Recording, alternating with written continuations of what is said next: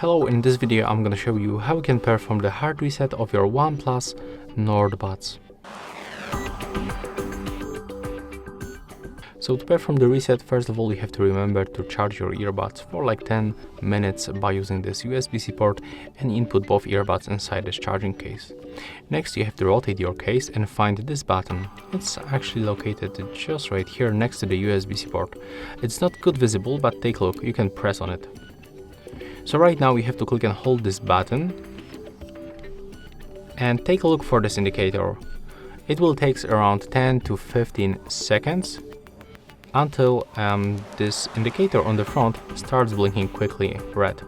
Currently it starts blinking white. It means that we are in the pairing mode, but we have to keep holding.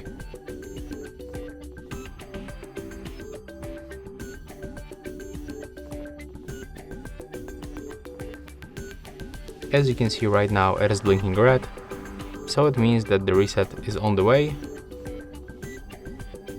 And right now we can release when the light turns white, so it blinks like 5 or even 6 times. And right now we are in the pairing mode. Right now when I try to select our previously connection, I will get the new pairing request, so it means that we successfully restore all default settings. And yeah, that's all for this video. Hope you like it.